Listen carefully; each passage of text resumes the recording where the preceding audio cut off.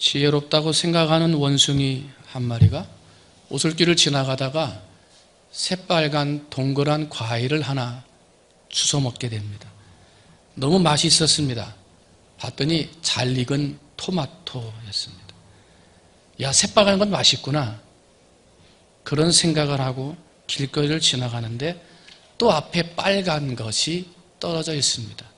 주변에 있는 친구들이 야, 이거 아까하고 모양이 틀리다 하고 얘기했지만 빨간 것은 맛있다고 생각한 원숭이는 단번에 그것을 주워 먹었습니다. 그런데 그만 빨간 고추를 주워 먹어서 불이다 하고 소리 지르며 냇가로 뛰어갔다고 합니다. 주변의 소리에 귀 기울이지 않고 자기의 것을 강하게 주장하고 자기의 것을 나타내는 세대, 우리 흔히 젊은 세대를 미 제너레이션, 자기만을 생각하고 자기 중심적으로 살아가는 세대라고 그렇게 말을 합니다.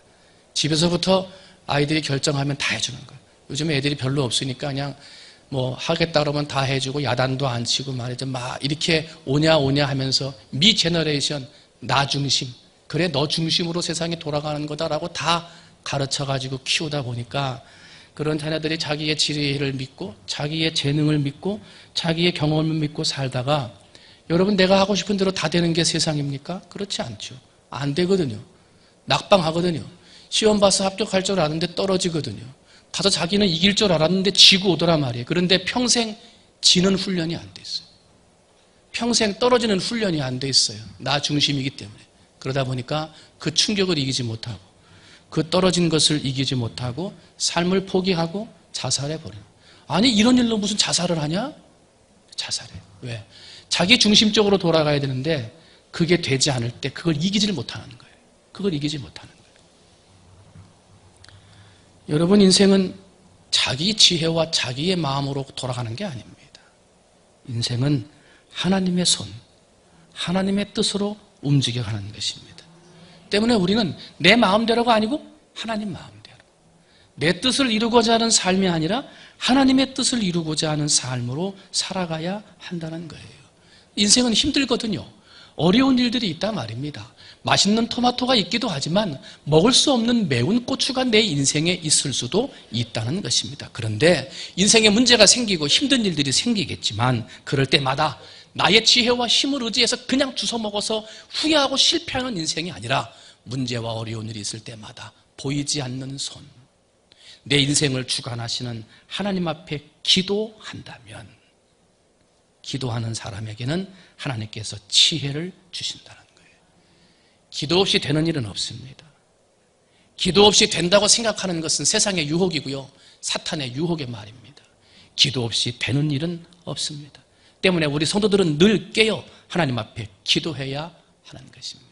내일 저녁부터 작정 밤 기도회를 시작을 합니다. 기도 없이 되는 것은 없다.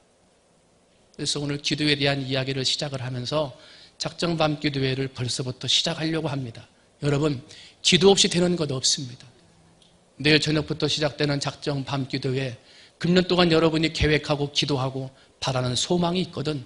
내 지혜, 내 생각, 내 경험으로 이루어지는 게 아니라 하나님의 생각과 하나님의 뜻으로 이루어진다는 것을 깨달아서 모든 것을 주장하시는 하나님 앞에 나와 기도할 수 있는 여러분이 되시기를 주님의 이름으로 축원을 드립니다. 그러면 오늘 성경 말씀은 언제 기도하라고 가르쳐주고 있습니까? 첫 번째로 봤더니 고난당할 때 기도하라 그럽니다. 13절 말씀, 너희 중에 고난당하는 자가 있느냐? 그는 기도할 것이니라 하고 말을 합니다. 여기서 고난이라는 말은 카코파데이라고 하는 말인데 개인이 당하는, 신앙의 삶을 살다가 당하는 어려움을 말합니다.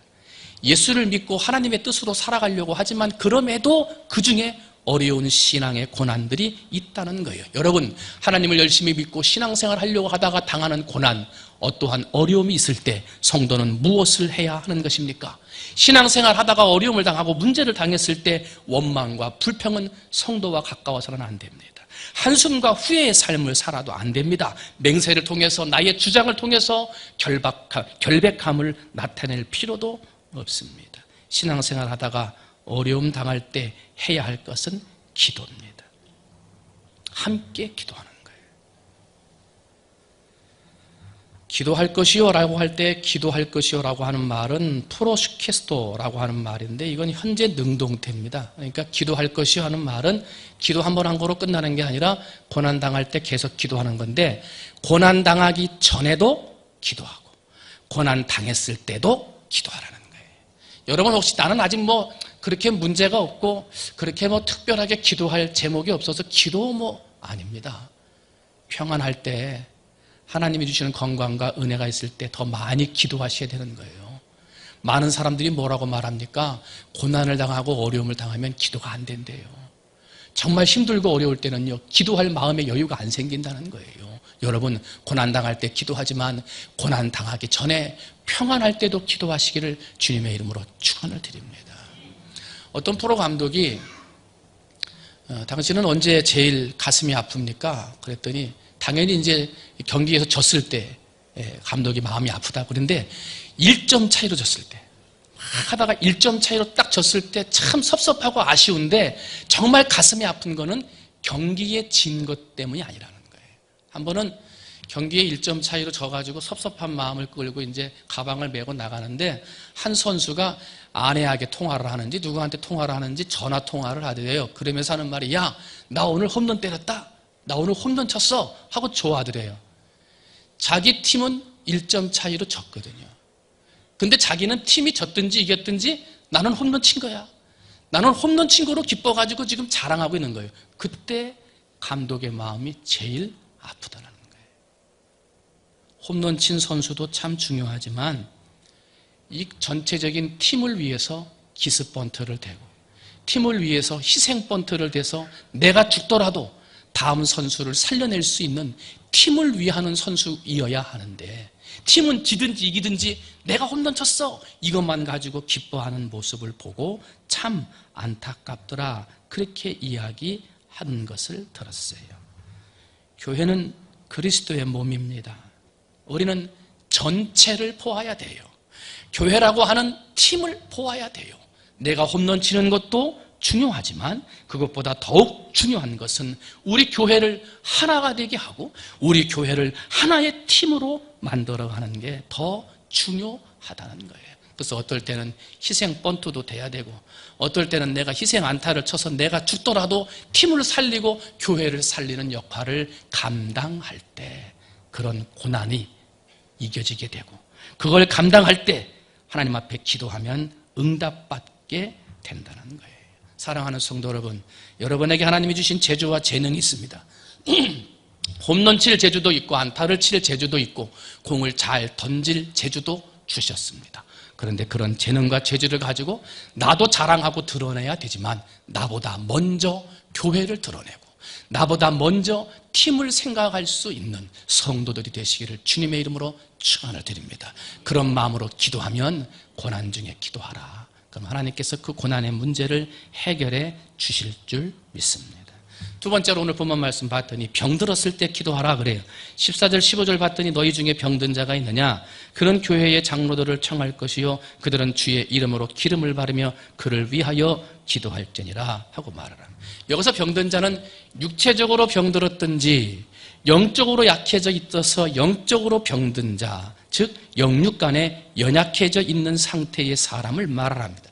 영육간에 병들어 있는 사람은 어떻게 하라 하느냐? 교회의 장로들을 청하라 하고 말을 합니다. 여기서 교회의 장로들은 교회의 대표자들, 목회자를 비롯한 교회의 대표자들을 말을 합니다. 청함받은 장로들은 주의 이름으로 기름을 바르고 그를 위하여 기도하라 하고 말을 합니다. 당시에는 기름 바르는 것이 의약품으로 쓰여질 때입니다. 그래서 병든 자에게 기름을 바르고 기도하는 것입니다. 그런데 여러분, 기름이 발라질 때 고쳐지는 것입니까? 교회의 대표들이기 때문에 가서 기도할 때 고쳐지는 것입니까? 아닙니다. 고쳐지는 건 믿음으로 고쳐지는 겁니다. 기름 발랐다고 고쳐지는 것 아니에요. 교회에 능력 있는 대표들이 갔다고 해서 고쳐지는 것 아니에요. 고쳐지는 건 믿음의 기도가 고쳐지는 거예요. 때문에 우리는요 어느 자리에 있든지 하나님 앞에 기도할 때 믿음의 기도로 해야 한다는 거예요. 내 힘으로 고친다, 내 지식으로 고친다, 내가 대표이니까 아니면 내가 기름을 바르니까 고친다, 그것이 아니라 하나님께 기도하는 믿음의 기도, 간절한 기도가 바로 우리의 병든 자를 고치게 된다는 거예요. 약을 바르고 기도한다는 것은 인간이 해야 할 일을 말합니다.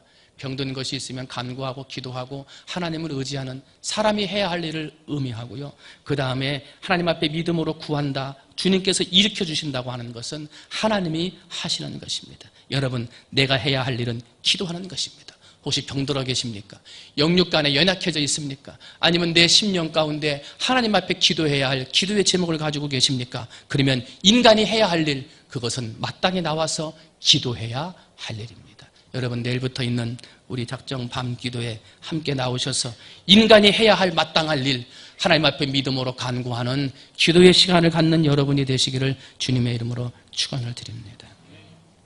마지막 세 번째는요, 오늘 본문 말씀 봤더니 사명을 위해 기도하라, 그렇게 말을 합니다. 17절 18절 봤더니 엘리야는 우리와 성정이 같은 사람이로되 그가 비가 오지 않기를 간절히 기도한즉 3년 6개월 동안 땅에 비가 오지 아니하고 다시 기도하니 하늘이 비를 주고 땅이 열매를 맺었느니라 하고 말을 합니다. 어떻게 생각하면 엘리야는 초능력적인 사람인 것 같습니다. 기적을 베푸는 기적의 사람인 것 같습니다. 그래서 하나님께서 병든 자를 고치고 비가 내리고 오지 않게 하는 것들은 이런 초능력적인 사람, 기적을 베푸는 사람들에게만 나타날 것 같습니다. 그런데 엘리야가 위대한 선지자고 초능력을 행하는 것 같지만 오늘 성경은 엘리야는 우리와 동일한 평범한 사람임을 이야기해 주고 있습니다. 죄를 회개하고 용서함 받는 의인, 내 마음대로 살아가는 사람이 아니라 하나님 중심으로 간구하며 기도하며 믿음으로 나아가는 사람에게는 엘리야와 같은 기도의 능력, 엘리야와 같은 기도의 응답을 받을 수 있다고 가르쳐주고 있는 것입니다. 엘리야가 기도할 때 땅에 엎드려서 얼굴을 양 무릎 사이에 넣고 간절하게 기도했다고 합니다. 말 한마디로 병든 자를 고치거나 말 한마디로 이 세상에 비가 내리고 오지 않게 했던 것이 아니라 엘리야는 응답받을 때까지 간절함으로 기도했다는 것입니다. 여러분, 우리의 삶에 가지고 있는 어떠한 문제와 시험이 있든지 간절한 마음으로 하나님 앞에 기도할 때 그 기도에 응답하시는 하나님의 축복이 여러분에게도 동일하게 나타나시기를 주님의 이름으로 축원을 드립니다. 그러기 위해서는 엘리야처럼 땅에다가 엎드리고 무릎 사이에 머리를 넣고 하나님 앞에 간절하게 기도해야 한다는 거예요. 기도하지 않고서는 이런 유가 나갈 수 없다 하는 것입니다. 엘리야에게 하나님이 주신 사명은 바알의 종교들을 물리치고 사람들을 하나님께로 인도해야 할 사명이 있습니다. 당시의 그 큰 종교 바알을 무너뜨리고 하나님께로 돌아오게 한다는 것은 엄청난 일이었습니다. 때문에 엘리야는 더 크게 기도해야 됐습니다. 더 간절히 기도해야 했습니다. 어떤 일, 어떠한 환경, 어떠한 삶이 있든지 문제가 크면 클수록 더 간절히 기도하고 힘든 일이 오래되면 될수록 더욱 끈질기게 간절히 기도해야 한다는 것입니다. 그 기도의 시간이 작정 밤기도요. 함께 나와서 기도하고 부르짖어 기도해 하나님께서 여러분의 기도에 응답해 주게 되시기를 주님의 이름으로 축원을 드립니다. 어느 목사님이 아프리카에 선교를 가서 거기서 같이 아프리카 사람들과 살기면서 몇 달을 지내게 되는데 거기서 아프리카 목회자를 한 사람 친하게 이제 친해졌다고 그래요. 그런데 이분이 와가지고 뭔가를 이렇게 얘기하려고 하는데 머뭇머뭇거리면서 말을 잘 하지를 못하더래요. 아, 얘가 뭔가 부탁할 게 있는가 보구나 하는 생각을 하고 이제 마음으로 준비를 하고 있는데 말을 하도 못하길래 물어봤대요. 아니, 왜 도대체 내 앞에 왔다가 주섬주섬하고 그냥 가냐고, 뭐 할 말이 있으면 좀 해보라고 그렇게 얘기를 했더니 이 사람이 미안해 하면서 말하기를 사실은 부탁이 하나 있는데 해도 되겠습니까? 우리 교인들한테 꼭 필요한 책이 한 권 있는데 그 책을 좀 샀으면 좋겠습니다. 그 책이 필요해서 2년을 기도하고 있습니다 하고 이야기하더래요. 그래서 이 목사님이 그래? 그러면 한 50만 원 정도, 무슨 전지를 사달라는 건가? 한 50만 원 정도면 내가 한번 좀 해줘 봐야 되겠다 하고 마음을 먹고 그래 무슨 책입니까? 하고 물어봤대요. 그랬더니 5천 원짜리 책이더래요. 5천 원짜리. 50만 원 정도를 준비해서 내가 좀 도와줘야 되겠다 생각을 했는데 그 사람이 2년 동안 기도하는 건 단돈 5천 원짜리 책이었어요. 그걸 구하지 못해서 2년 동안 간절히 기도하더라는 거예요. 여러분, 우리가 간절히 기도하고 좋은 것을 얻길 위해서 기도하고 하나님 이게 없어요, 이게 부족해요, 이걸 좀 채워주세요 하고 우리가 기도하는데 사실 우리가 가진 것의 10분의 1도 없어서 그 10분의 1을 갖기 위해 2년, 3년을 기도하는 사람들이 있다는 것 생각하셔야 됩니다. 우리가 그만큼 풍성해진 거예요. 그만큼 좋아진 거예요. 근데 감사하지 못하더라는 거예요. 사랑하는 성도 여러분, 내가 하나님 앞에 간절히 원해서 기도하는 기도의 제목 10분의 1만 있어도 감사하며 만족해야 할 사람들이 굉장히 많다는 거예요. 그 작은 것이 없어서 그것 때문에 기도 제목을 삼고 몇 년을 기도하는 사람들이 있다는 거예요. 나는 당연히 있는 것인데, 나는 당연히 없으리라고는 생각도 안 하는 것인데 그 당연한 것이 없어 몇 년을 기도하는 사람들이 있더라는 거예요.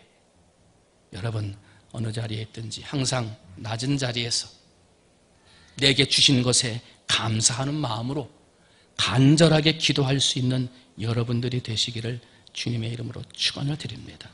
내가 누리고 있는 것이 얼마나 많이 누리고 있는지 감사하고 내게 있는 것이 얼마나 많은 것인지 그것을 생각하며 하나님 앞에 감사하고 그러면서 더욱 겸손하게 믿음으로 주께 나와 간절히 기도할 때 그 기도에 하나님께서 은혜와 축복을 베풀어 주실 줄 믿습니다.